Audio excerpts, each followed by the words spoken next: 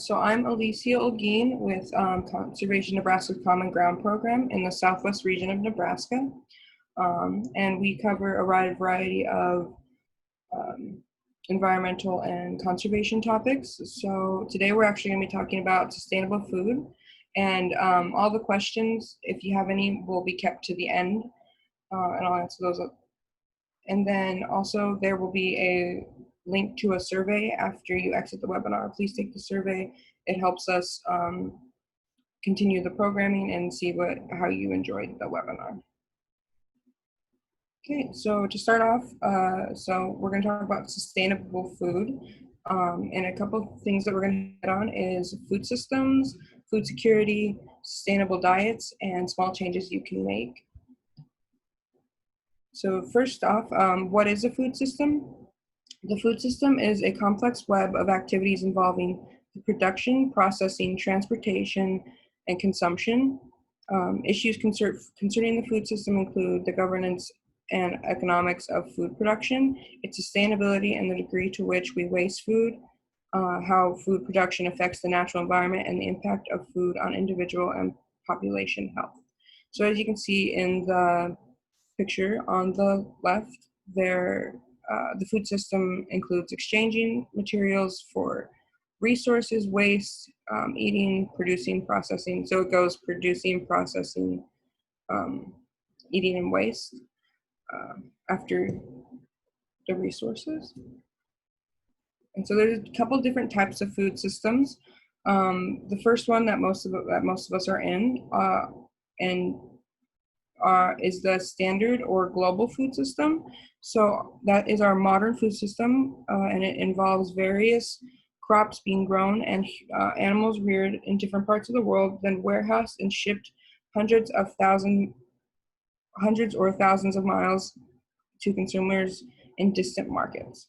So with the standard food system, there have been many questions raised about its sustainability. The main factor would be the impact on the environment. One of the major problems with the global food distribution of food relates to the carbon emissions and greenhouse gases it generates. The major culprit here is the transportation needed. However, the CO2 generation associated with production and logistics of wasted food is also a significant concern when it comes to the standard food system. Agriculture occupies more than 40% of Earth's land, and the standard food system also contributes to food waste that in turn raises the CO2 in the atmosphere. Then there's the organic food system, which is food, either meat or vegetables. They can be designated as organic if it is grown or raised without chemical pesticides or other chemicals, or without growth hormones. These traits show the main motives for people choosing organic foods, which is a desire to avoid these things and to feel that their food remains closer to its natural origins. In terms of sustainability, an organic food system can contribute by maintaining the sustainability of the soil, since non-chemical methods do not contribute to soil erosion or degradation. This in turn can have some positive impacts on climate change. Soil erosion and decomposition ultimately produce CO2, but recycling organic matter and maintaining soil quality, organic farm systems can contribute positively in this manner. Up to this point, organic food production has generally been small scale, meaning that it may have a hard time playing a large role in the world's food consumption, because food made organically is more expensive than non-organic and occupies a niche market. And also it does take more land to grow organically. And then as far as a local food system, there are different types of local food systems. So there's the farm to retail food system, which is, there are a couple of main categories of the local food systems. And this model is where farmers and livestock raisers have markets often within 100 miles of their products to form in the form of grocery stores, institutions like schools or government agencies, and restaurants, because the food can travel outside of a town or an immediate area. This model can sometimes be referred as regional food systems. So those operate as farmers markets, farm to table restaurants, um, farm to school, or government agency. Then there's farm to consumer. So that's like if you live in a small village and you can buy various vegetables from a few different farmers, plus meat from someone who raises goats or chickens, you're living in a farm to consumer model. In industrialized nations, this can take form of farmers markets and co-ops in which people receive bundles of produce from farms in exchange for doing tasks on the farm or paying subscriptions. One of the chief motives behind local food systems is in reducing carbon emissions by transporting the food over a very short distance. While this is true, research seems mixed as whether the local food system is more efficient than the standard food system is in reducing CO2.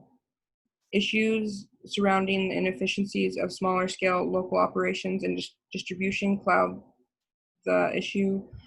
Increasingly, however, as the minimum efficient scale of food production decreases and as such trends as indoor vertical farming becomes more mature, the advantages of local production will become solidified. And then there is fair trade. So fair trade practices are, they're made up of webs of systems meant to ensure the dignity and ability to make a livelihood of the producers. Distributors and retailers, for example, for fair trade coffee, may not be the lowest prices for the coffee beans, but instead in an agreement wherein the prices they pay the producers to correspond with the price of the growth and help ensure the ongoing viability of all agricultural communities.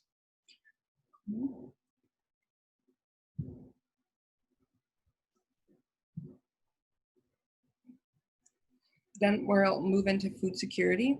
Food security exists when all people at all times have physical and social and economical access to sufficient, safe, and nutritious food, which meets their dietary needs and food preferences for an active and healthy life.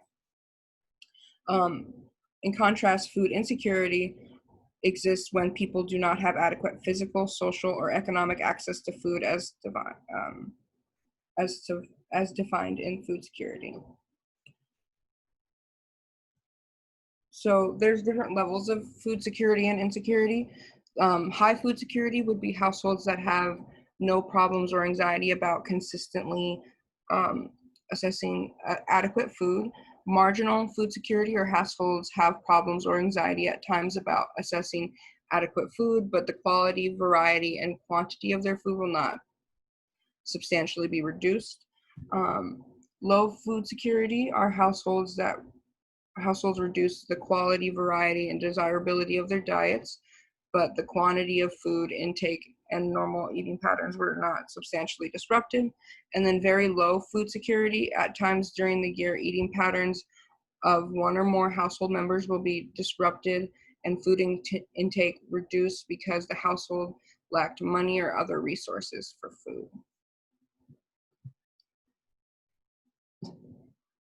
And then how food security and climate change are affected by each other.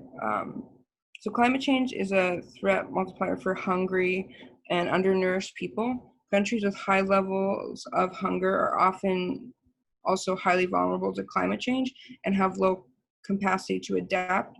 So these can be countries that are with high levels of hunger, but also different parts of the United States in communities of color and poorer communities. Climate change affects food production and availability, access, quality, and stability of food systems. In short, it impacts all aspects of the food system. Extreme weather-related disasters are increasing and reduce the yields of major crops. For example, the flood that we had in Nebraska in 2019, it harmed a lot of local farms, And then higher levels of CO2 reduces the nutritional value of crops. The global food system contributes to 1/3 of greenhouse gas emissions. About 2/3 of food are lost and wasted from farm to table. These losses therefore exacerbate climate change without improving food security or nutrition. Climate change and conflict combined destroy livelihoods, drive displacement, widen inequalities, and undermine sustainable development. And then ending hunger and undernutrition is in a changing climate demands a large scale action.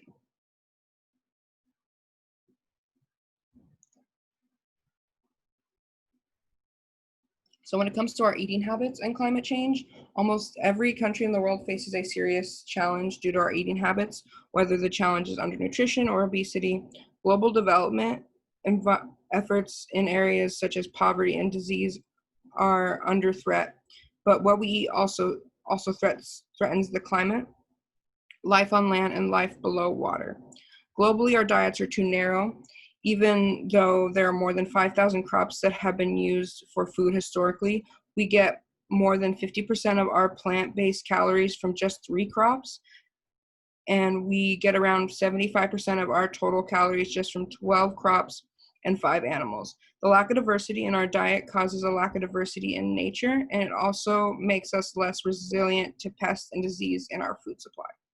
Many people in middle income and developed countries and wealthier people in developing countries typically consume more meat and other animal proteins that are required for nutrition alone, with adverse impacts on both human and planetary health. Much of this is unsustainably produced. Overfishing is threatening not just our fish stocks, but the entire ecosystem of oceans, as many species are fished to critical limits or beyond. Too many of our crops we eat are grown on freshly converted land and are not subject to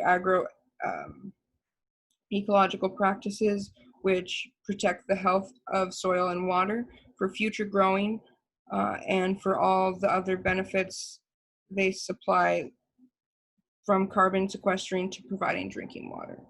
And then I just have a video on how a diet that helps fight climate change. I have to admit that when it comes to food, I'm a total sucker. Whether it's sugar or grease or carbs, pretty much bring it on. And I spend a lot of time in Montana. So for me, that medium rare grass-fed ribeye steak, pretty much as good as it gets. I know, I don't do it often. And when I do, I gotta admit, I feel a little conflicted. And that's for a lot of reasons, including the planet. But how big of a problem is what I eat? I mean, does it really make much of a dent in something as huge as global warming?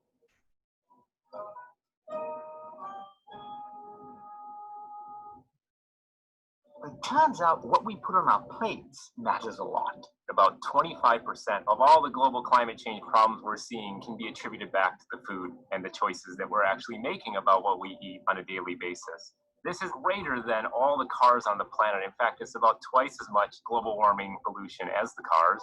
Ben Holton and Maya Almaroz study the connection between climate and diet at the University of California, Davis. They track how the way we produce food creates greenhouse gases that contribute to global warming. With that data, the team has crunched the numbers to figure out how much carbon pollution is produced by different foods and different diets. A lot of people feel really helpless when it comes to climate change, like they can't make a difference. And what our research is showing is that your personal decisions really can have a big impact.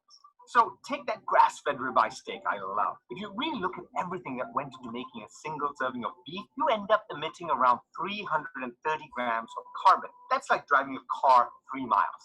Now, if I choose to have chicken instead, there's more than a 5-fold drop in emissions. Switch to fish, and you see the number go down even more. Now, look at veggies. If I swapped beef out entirely for lentils, well, I'm down to practically nothing. So why does beef, and lamb too for that matter, pack such a powerful punch to the planet? Livestock accounts for a little over 14% of global greenhouse gas emissions. If that sort of seems low to you, consider it's about equal to transportation. We're talking all the cars, trucks, planes, trains, and ships on the planet combined. This is partly because ruminant animals like cows and sheep, they're just gassy. And the methane they produce is at least 25 times more potent than carbon dioxide.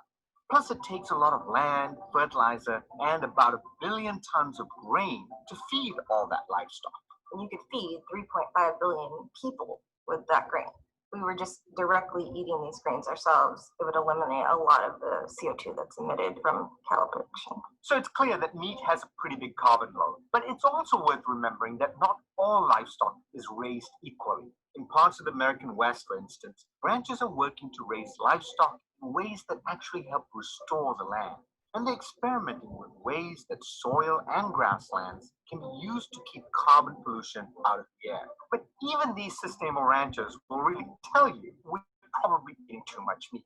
I know a lot of people who, if you don't serve them meat for lunch or dinner, they're kind of like, well, when is the meat coming out? It's to the point now where the US actually has one of the highest meat footprints per capita. So what about not eating meat at all?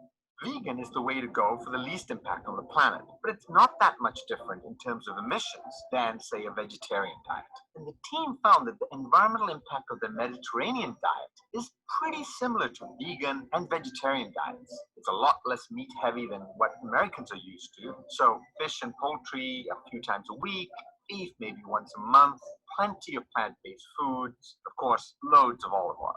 Eliminating like 90% of your meat intake is more important than eliminating all of your meat. We don't all have to be vegan. We don't all even have to be vegetarian. If we can just reduce our meat intake, every little bit helps. And if you can bring it down a lot, you can help the climate a lot. If we all just switch to a Mediterranean diet, it could actually solve 15% of global warming pollution by 2050. If everyone were to move toward it, that is equivalent to taking somewhere around 1 billion cars off of the streets in terms of vehicle emissions each year. So that kind of a footprint is big time. But say you still want more meat than the Mediterranean diet recommends. Just cutting down your portion size to the doctor recommended 4 ounces can reduce your emissions by half. That's huge. In fact, the doctors are telling us we're eating about twice as much meat as we really need for a healthy diet.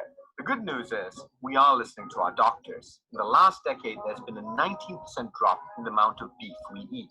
All these things that you're already being told are good for you also happen to be good for the planet. So what we eat really is a big part of the climate puzzle. I mean, we may not all be able to afford an electric car or putting solar panels on our house, but we all have to eat every day. And these choices we make can add up to really big numbers. And since meat has a pretty big carbon load, we need to be thoughtful about how much we eat. As for that ribeye steak that I really love, I am honestly trying to cut back. Maybe just a smaller piece of steak, or simply swapping out a meat dish for a veggie burger. It may seem like a small thing, but it really does add up to big impacts.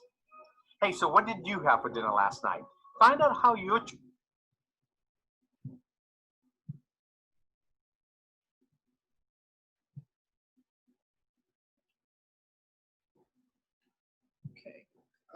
So as far as sustainable diets, they kind of covered a little bit of that in the video.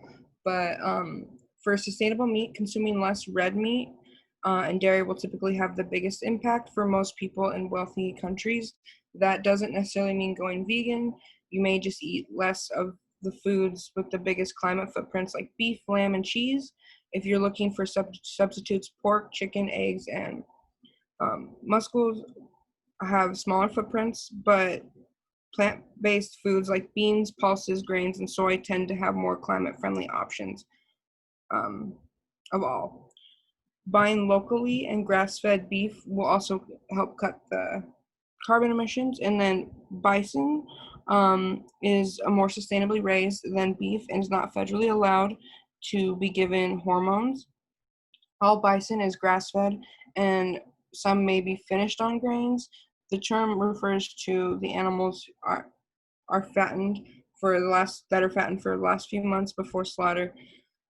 Bison have been exclusively grass-fed, and finished will be labeled as 100% grass-fed. So bison is just a more sustainable alternative to red meat and beef.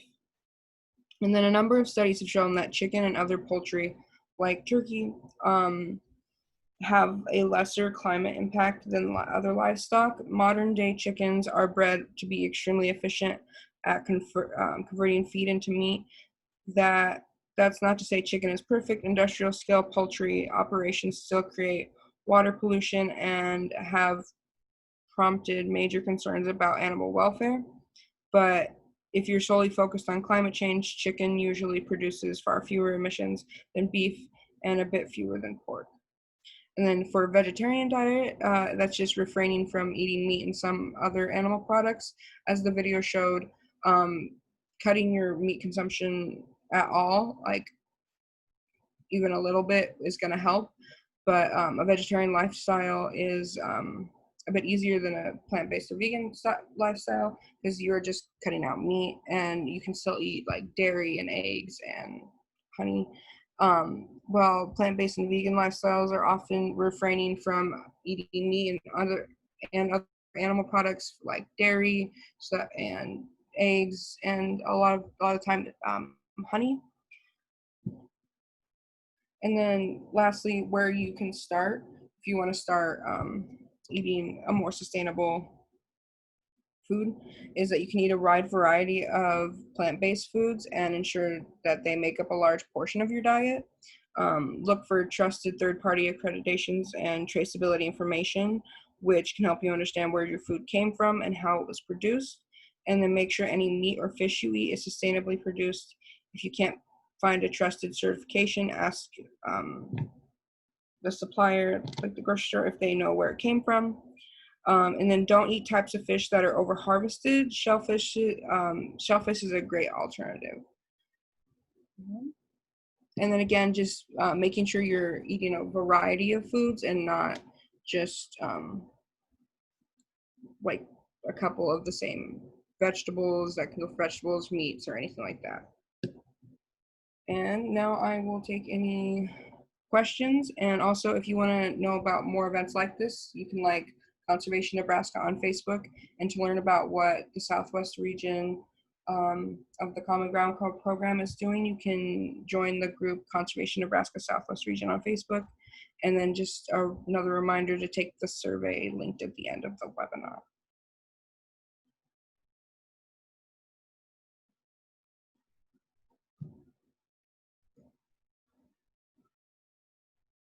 We have a question from Evelyn. She said, how about grass-fed? Is that as much of a problem? So grass-fed beef is a better option than eating more commercial grain-fed meat. It still has carbon emissions, but it's going to be lower than like factory farm meat.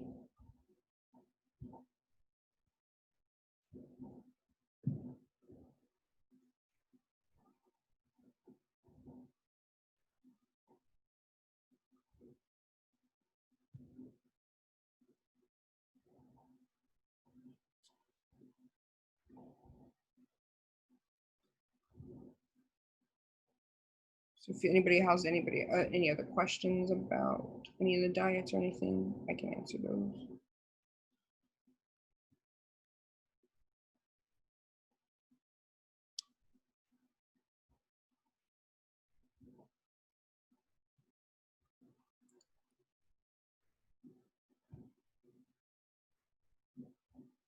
Right. Thank you guys for coming today. I hope you learned a little bit more about how to eat sustainably. And just another reminder, that survey at the end of the webinar.